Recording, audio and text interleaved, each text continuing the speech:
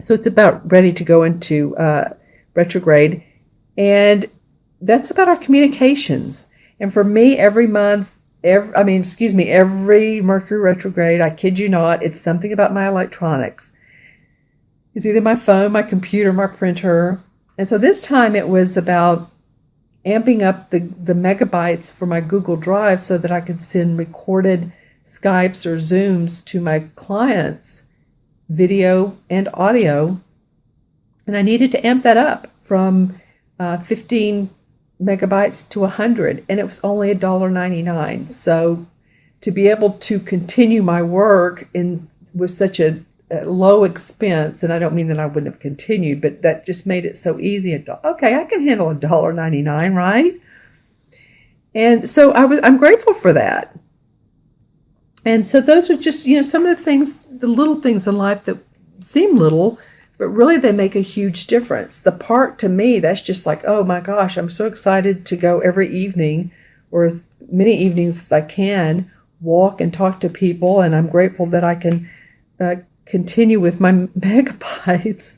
So there's so many things to be grateful for. And all I'm saying is by doing that, it helps us make this easier shift. It helps us create a life with more compassion, more understanding, to be more open, and to receive what we want and what we need in our material world.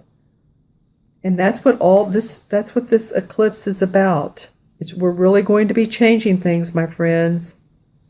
Okay, so I just wanted to go over that. Also, Jupiter goes into Libra on September 9th. That's about our relationships. Lots of new things that we're learning in humanity. But in the end, it's all going, not in the end, as we go. It's a journey. As we go, it will all be good. And that's another thing I do want to say. This is going to come in stages about this life purpose and changing. So just trust and know. Just trust and know. Adapt to changes. All right. Just adapt. Because a lot of people are either losing their jobs or changing jobs. And so we're going to adapt to a new way. All right, let's start with your reading, Pisces. The first card that you have come up is the Oak King. I'm trying to get the camera on that. This is the same in traditional tarot as the Hanged Man. And this card has come up. This is the third reading, and I'm a little over halfway through. So I'm feeling like this is a universal message.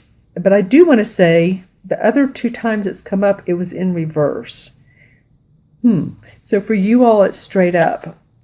And I'm feeling like this really correlates with this solar moon, new moon eclipse. To see things in a whole different light.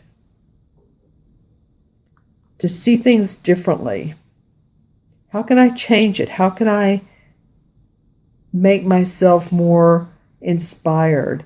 And you see how he's holding this wand, and on the ground is a circle with the figure 8 or the infinity sign. So he's wanting to reach his goals. And so he's grounding. That is one thing he's doing. He's grounding, which is a good thing to do. So that he can actually, and you know what I say often, actually bring the intuitive insights we get into plant into Mother Earth, is what I'm saying, and be practical about it, and to ground it so that we can manifest what we want. So the Hanged Man to me is not a bad card. It's just seeing things in a different way. Just seeing things in a different way. This is, to me, feels like a positive Hanged Man. He has a lot of nature around him. He has the bird. He has his horns on, so he still feels powerful. He's just looking at things of how I can do this differently. Taking a pause, meditating. Again, I was talking about meditating. That's important for you guys. The next card that comes up, I love this for you, is the Ten of Pentacles. And this is a pretty amazing card. This is about your property, your money, your finances. The Ten of Pentacles always means to me feeling great, because it's the 10. It's the finality of all the Pentacle cards. feeling great about your home, your family life, the money you're making from what you're doing. This is also a generational card. As you can see, here's an older guy, a couple, and then their younger girl.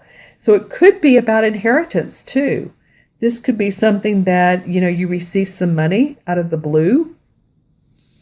Sometimes, people pass away and maybe that this is going to happen, but this could be an inheritance. It could be winning a little bit of lottery. It might be that some of you all might want to play the lottery and, buy a ticket or two. I don't promote spending a lot of money on the lottery because of the odds, but this is a nice card to come up for you all. Okay, and let's see. Now I'm looking at how they relate to each other in the colors as well. This one is the only one that has a lot of really red and pink in it. That's nice. A lot of the others have the green. I can't wait to get to the last one. So this feels very cheery. It looks like almost cherries up here. That feels good. And moving on to the next card, that is the Eight of Wands. And usually in traditional tarot, as you know, the Eight of Wands are like 8 wands flying through the air like this, this way, but there's 8 of them. 8 of them. So, this one's different. She's sitting down in a meadow surrounded by a forest. She has all of her wands laid out and on looks like a leather cloth, feeling very proud of them. And so it's not like they're moving, but she's contemplating the great job that she's done and feeling like she's ready to add to that and to move on. So some of you may be moving into a new position, a new company that you love. You may be opening up your new business. You may be relocating, traveling. Something that inspires you, though, because the wands are about our creative inspiration and 8 is about forward movement. So something that really inspires you. That's fun. You have some. And then look at the 4th card. Oh my gosh, this is the World Tree. This is the same as the Universe, which is the last card of the major arcana cards. So as you know, the story goes that the major arcana starts out with the Fool card. And the Fool is a child. He's on his journey. He doesn't know where he's going in life, but he has the Emperor and the Empress as his mother and father, the Hierophant school, and he, sometimes trips and falls and needs to let things go, like the Tower. There's the Lover's card. He gets married, and there's blips and good things along the way, but what comes out, the last card, is enlightenment. Is enlightenment around your intuition and what you're manifesting in the world. So as you can see, here's the moon. The moon is always about our intuition. The sun is always about our physical manifestation. And this is like the tree of life. And you're combining the two together. You're bridging the spiritual and the material together. This is an awesome card, Pisces, to come up for the 4th card. You really had some good ones. This is about taking a meditation or pause, but wow. And I feel like, a lot of you really do understand this and you get this. And I'm looking at how this card sort of goes into the tree. So as she moves forward, you're moving into abundance and light, some of you. This, of course, is for Sun, Moon, and Rising Pisces. Take a look at your moon your moon and rising sign if this doesn't make sense, but it will to some of you. Yeah, this is awesome. This is new hope, enlightenment, universal protection, angels. Look at the beautiful bird here with the sun. I love that. He's like a gorgeous bird who's opening up his wings to more creativity, more tree of life. And then the serpent here is really the serpent of life. He's wrapping himself around the tree. So I'm really enjoying this for you guys. And I want to draw a clarifying card to see how and why this is coming up for you, or just a little bit more. Okay, so the Seven of Rods came up. It might be that you've had to defend some of your ideas or your work. But because you've done that, there's new hope, and you're excited about that. You've had to be strong. The Strength card comes up. You've had to really embrace your feminine side. Look, there's the 8 again. That's right here. That's interesting. This is about infinity. This is for you guys.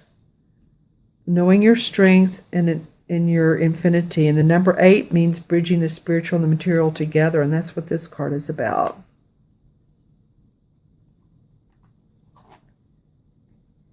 And the Page of Rods. So you've had some new creative inspiration. Awesome. Awesome. I'm going to add up the 4 original cards for you.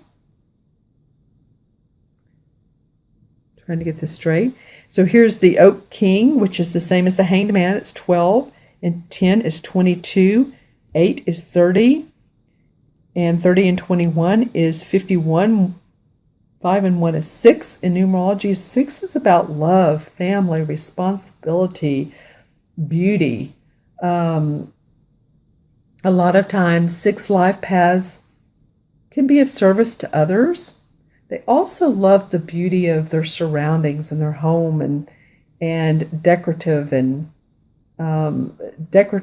components and accessories, and bringing things into the home that just helps it makes it feel more luxurious and comfortable. It's also about taking care of yourself. I would like to see, since a lot of six means giving to other people, so make sure that you give to yourself as much. Go to the spa or get a massage or have your nails done, or if you're a guy, that means taking time out for yourself. Canoe trip, I don't know why that just came up, but anything that just feels like it's good, it's relaxing and refreshing.